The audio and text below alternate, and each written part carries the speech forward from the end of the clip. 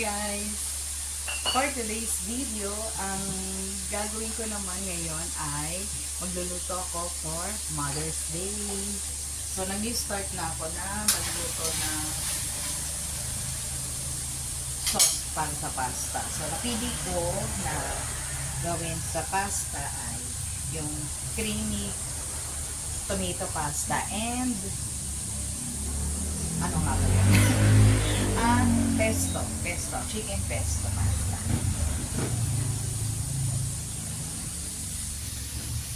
So, ayan. Nag-start na ako na magluto ng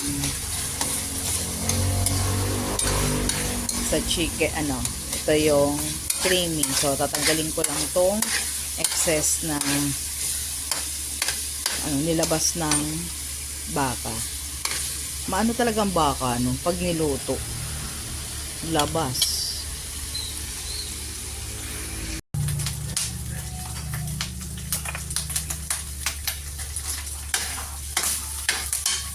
Lagyan natin ng bacon.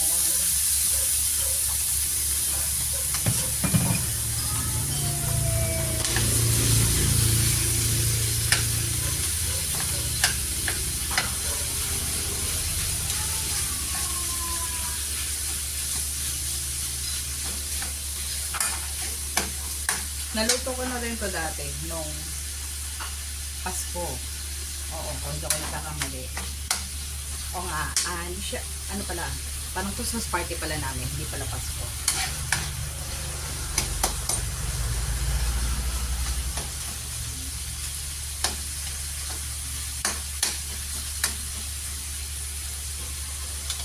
Kaya natin mag-release ng taba ang bacon. So, ito na lang gagamitin ko ang mantika. Yan.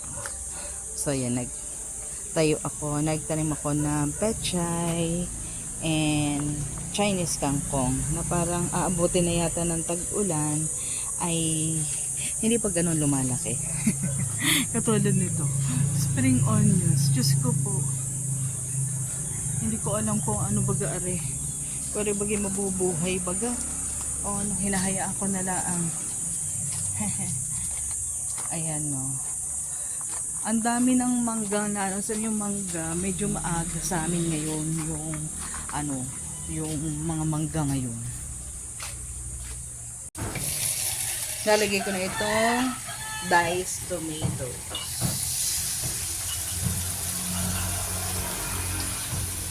Dito na natin lagay ang dahil very Pinoy tayo.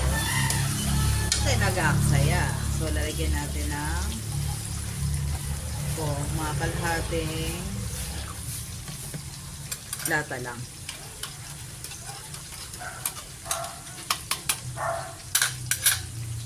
So, kakasya kaya to? Hindi ko alam kung kakasya. Tansyahin na lang natin. Siguro makakasya to sa kalahating kilo na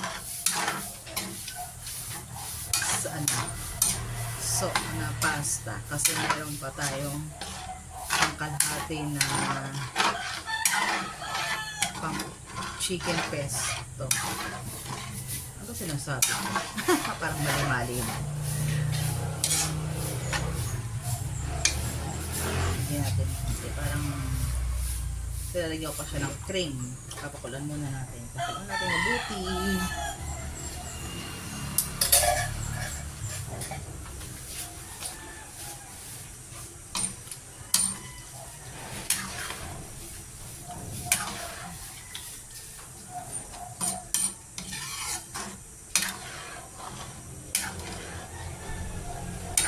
Hindi ko alam kung kailan tayo makapag-harvest nung aking mga tanim doon sa likod. Gusto ko magtatag-ulan na. Kita niyo naman kung gano'n siya kaliit, kapayan. Naglalagyan ko na siya ng ng magandang lupa, yung may pataba. Kasi nga yung lupa namin doon sa likod, ang titigas, kumbaga inayos lang. Kasi naluan lang namin ng yun nga yung may maayos, parang matabang lupa. So, good luck po kung tikman ko muna.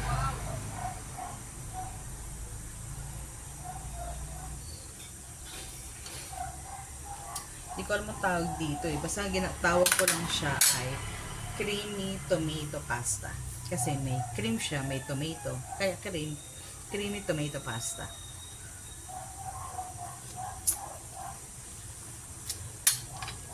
Parang kulang sa paminta.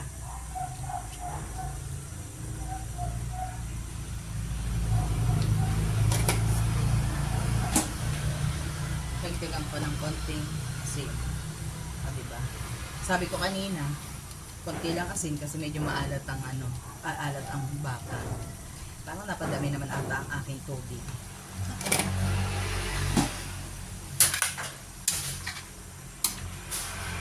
So, pakuluan ko lang siya hanggang sa lumabas yung ng baka.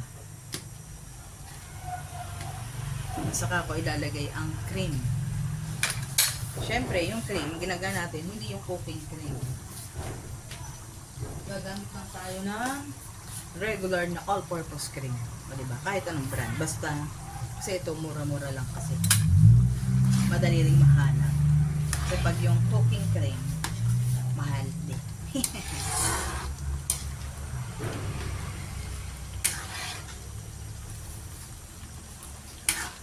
Dati ginagawa ko, ang cream, laging parang, kasi pagkakulo, maya lagay ko na. Parang dapat pala, nilalagay ito, parang, pag luto na siya, tapos kailangan kong patayin yung apoy. Kasi napansin ko sa ganitong klase, parang nagpa-curdle yung cream. So, palabasin natin yung flavor muna. Kakasya naman siguro rin sa kalahating kilo. Kasi meron pa tayo na pang pesto. Chicken pesto. Ang dami kong daldal mo. Chicken pesto ay bumili lang kami na sa store. Ito yung brand. First time kong gagawa ng chicken pesto. Nakakatikim naman ako ng pesto pasta. Pero yung pagluluto, first time kong gagawin.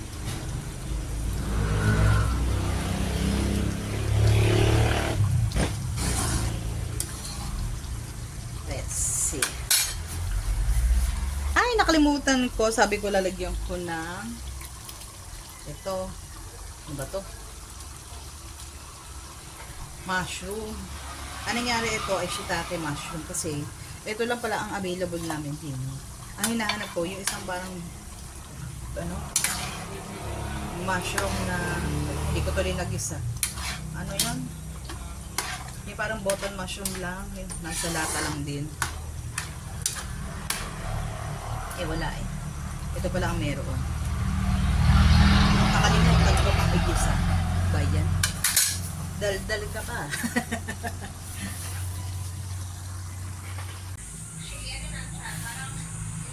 So, mag-start na tayo magluto ng chicken pesto. So, lulutuin. Parang piprito ko muna itong mga manok.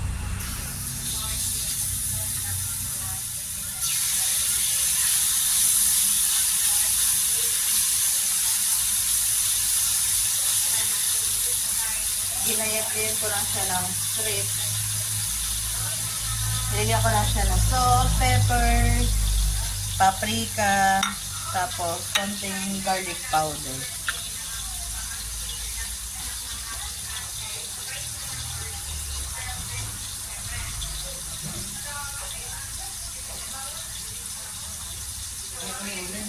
Binigay ko na.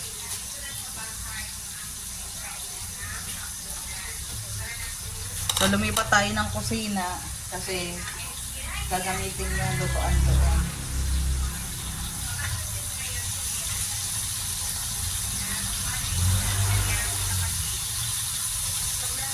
Sana maging okay ang lasa at ngayon lang first time kong lulutuin.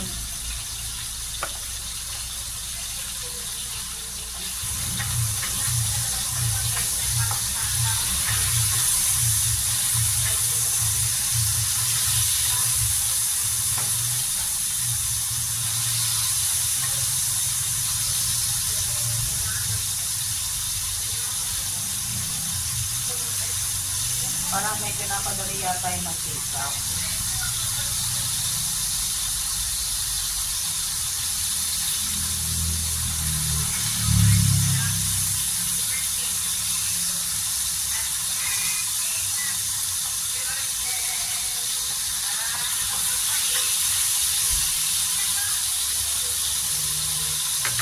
Medyo i-brown ko lang siya ng konti.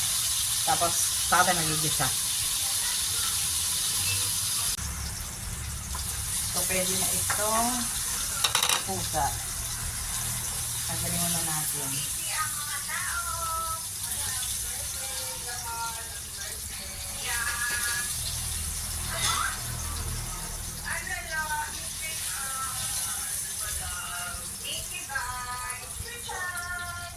Grabe, alas 8 pa lang. Ang init-init na agad talaga. Init. So, lagyan ko na na sibuyas bawang.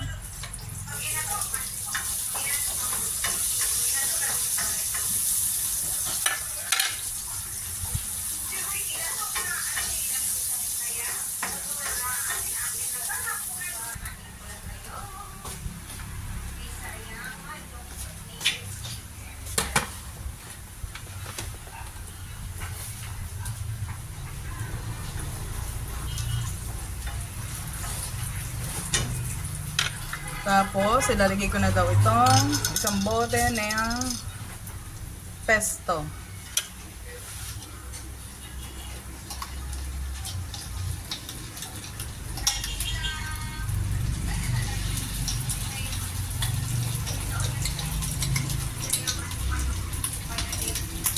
Pusa. Natin ang pig. Natin ang pig.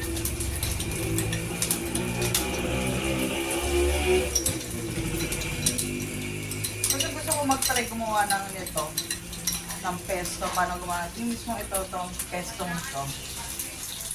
Kaso, yung aking tanim na basil, hindi nakikisama. Hindi dumadami. Paano ako makakagawa ng pesto?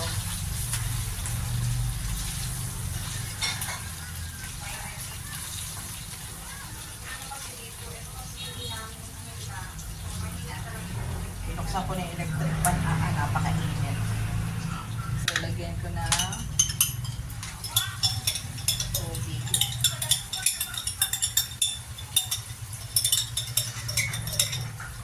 Yan. Pwede na siguro yan para magkasya ang lagay ko muna dito.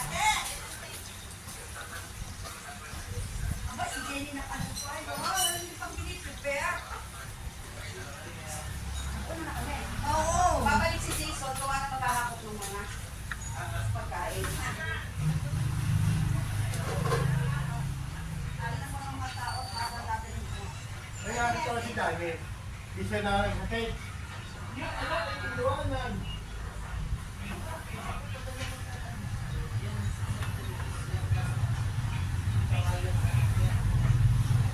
Lagyan natin ng salt and pepper. Tama ba? Nilagyan ng pepper. Kasi nakita ko na, pinapalad ko na lagay ay salt lang. Tingnan natin. Hindi ko alam. Konti lang. Baka hindi. Oh, dala ka ng paligo mo.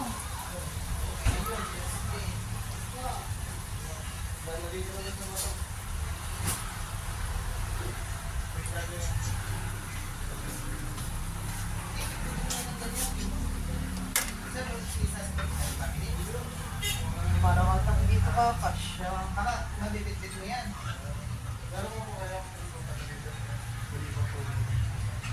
Tong! May tong naman yata yan. Dahil padala ko ng soft drinks.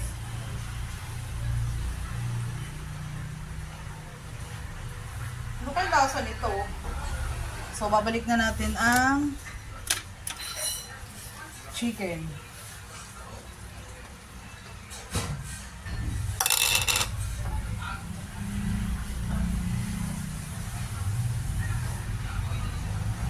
Hindi ba ito nilalagyan ng cream? Para dumami? Taste. Hindi ba ito nilalagyan ng cream? Para dumami? Parang konti eh. Kasi doon sa recipe wala. Ano yung kulay? Baka nilagyan ng cream.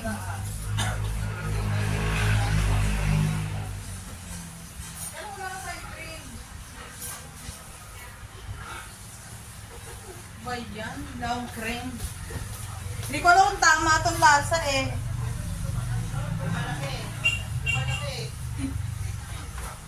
Parang lumot. Parang kailangan ko yan. Maganda talaga ng cream. Tikman mo na.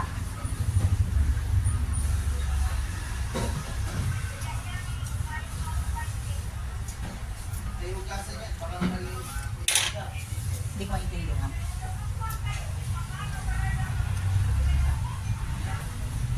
Patayin ko muna. So maglagay tayo ng... Teka lang, buhay muna natin ng... So maglagay tayo ng...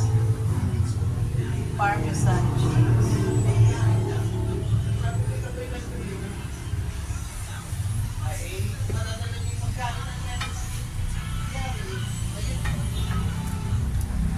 Ang nakulubang ko na ito. Anong dala nila? Hindi, kinuha ko si Joe. Tsaka itong pasta. Ay, yung mga pinggan-pinggan. Dala na ni Justin. Hindi, parang kayo kumuha.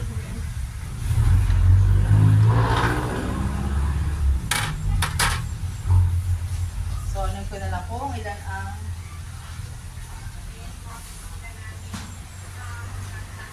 Akin na lang yung isang foil. Ha? Saan ko ilalagay ito?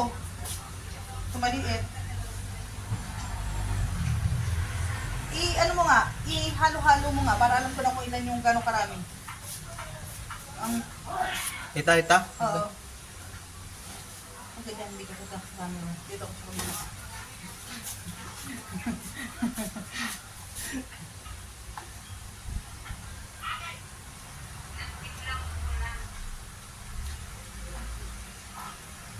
Uy, nandun, yung noodles lalaglag. Uy, lalaglag. Noodles pa.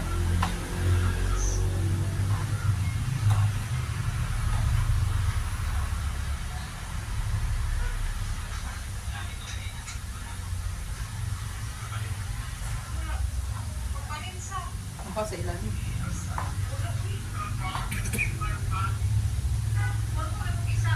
Tikman mo nga. Naglagay na ako ng ano.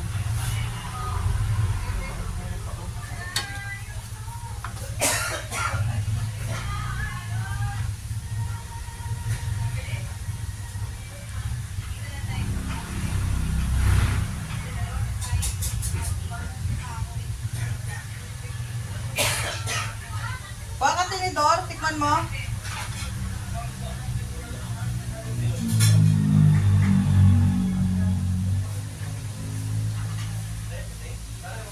Ito na ang aming chicken pesto pasta.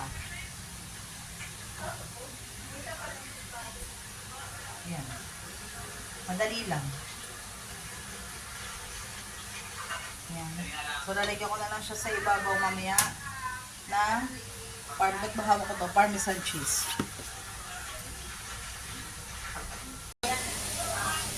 Ito na yung aming creamy, pesto pasta chicken. Tapos ito na yung creamy tomato pasta. Ayan, ready na siya. Ito ang food. Humisisig. Ito yung pasta kanina.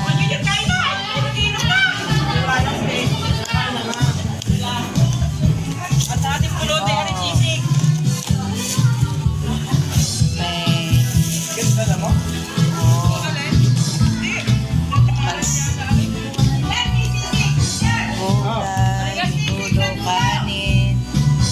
Kanin. Ano, are? Kanin.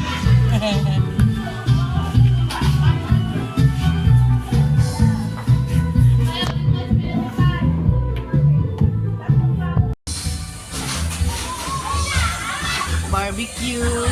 Dahil may hotdog. Kaya parang baliktad kasi yung ano niya. Ito nyo, wala man lang ewan. Kasi ito yung, ayan. La Carmelita. Solo lang siya. Private na ano, booking. Dulag! Dulag! Ay, gising! Aba, Kuya Wile! Nagiinom sila! Ito meron dito. Hindi ako nakapunta dito. Alam mo, nagpunta ako? Hanggang dyan lang ako. Hindi ako lumakad. Hindi ko na nakita ito. Oh, di ba? Meron din ito. Ah. Ito yung may-ari. Ah. Okay, dito na lang. Mahangin-hangin pa. Ayan o. Hi! Ah. Ano eh? Gano'ng kalalim? Parang babaw lang doon. Pababa? Pababa? Ah. Oh.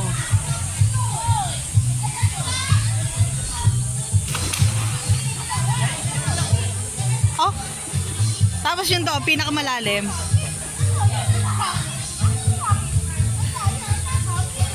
Ah. Malalim na rin dyan. Pwede na. Oh. Eh kahit hindi ka na naman magkwarto dito ang dami-daming ano cottage Kaya nga.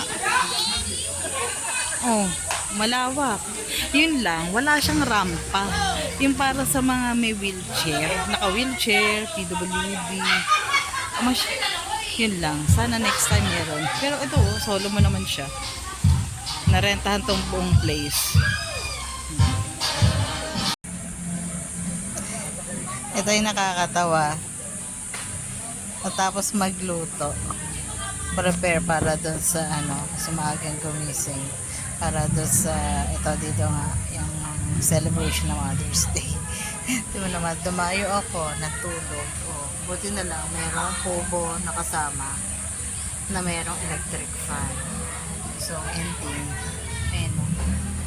diyan ako nakahiga. Buti na lang malilog kasi maraming puno.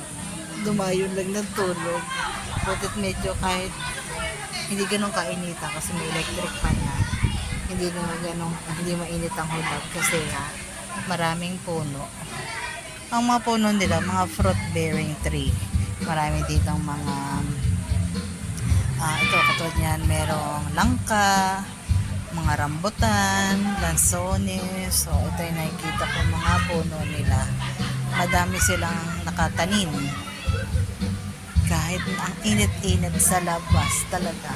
Pag lumabas ka na kasi nito ng resort, grabe na yung init kasi wala na kasi mga puno.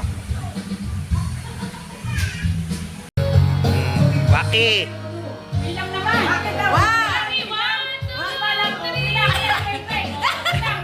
One, two, three!